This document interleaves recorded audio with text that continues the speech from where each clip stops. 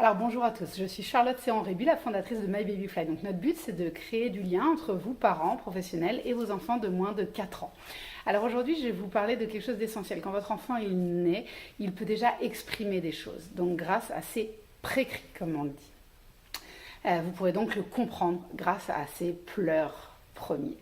Alors c'est là une méthode, c'est la méthode d'une Australienne qui s'appelle Priscilla Dunstane, donc D-U-N-S-T-A-N, Priscilla Dunstane, qui est quelqu'un qui a travaillé donc, pendant 13 ans avec une université en Australie, puisqu'elle s'est rendue compte finalement qu'il y avait une similitude entre tous les enfants et les pré-cris qu'ils émettaient.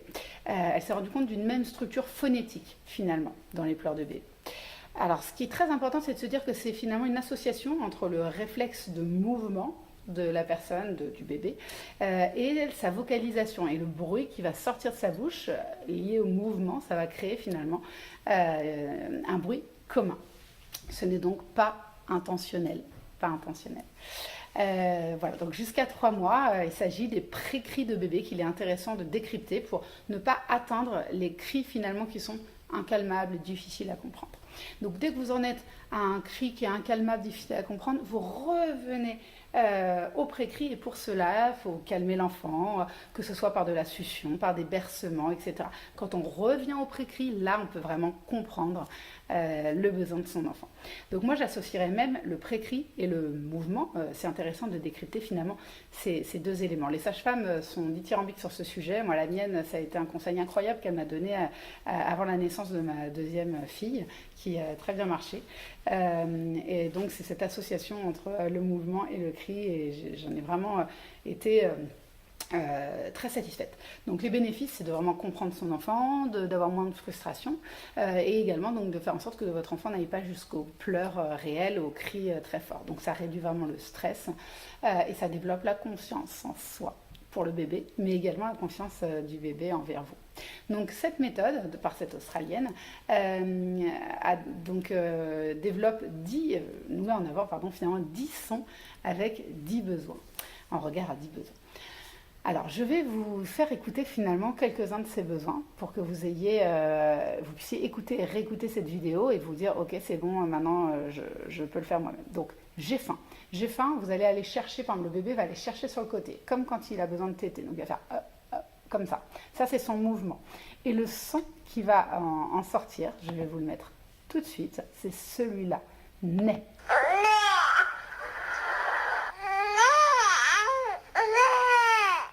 Voilà, donc ça c'est pour le premier besoin qui est le besoin, je pense, le plus important au démarrage, donc la faim.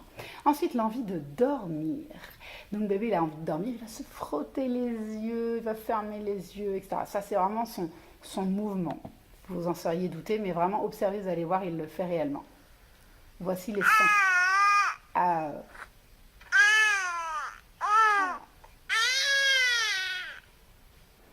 Et donc maintenant, il va y avoir l'inconfort. Donc bébé va vous signifier finalement son inconfort quand il n'est pas bien dans voilà, s'il a fait caca, s'il n'est pas bien dans ses vêtements, etc. Donc il va faire un H un H bien prononcé. Il va inspirer et expirer assez vite. Alors je vais vous montrer le son.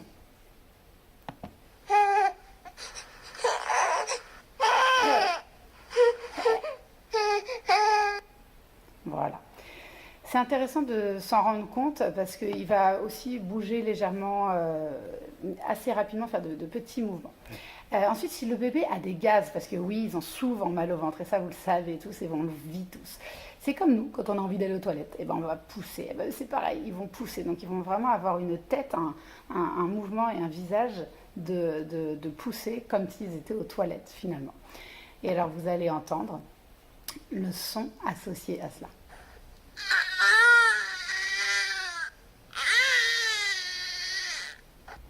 Et maintenant, donc, les coincés, qui sont coincés encore.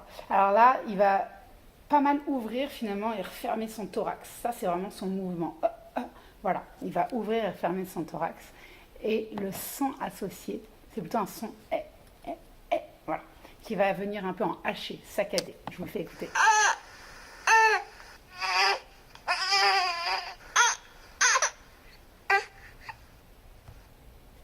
Voilà.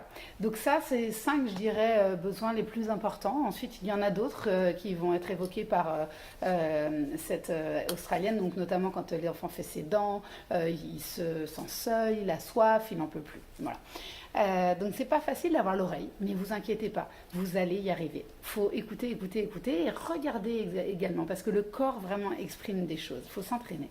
Miser sur votre corps également.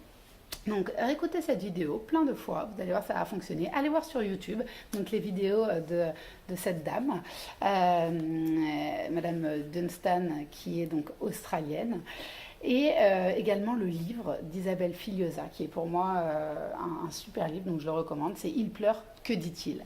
Donc ne vous découragez pas, dites-nous si ça a fonctionné, et je vous dis à bientôt. Au revoir.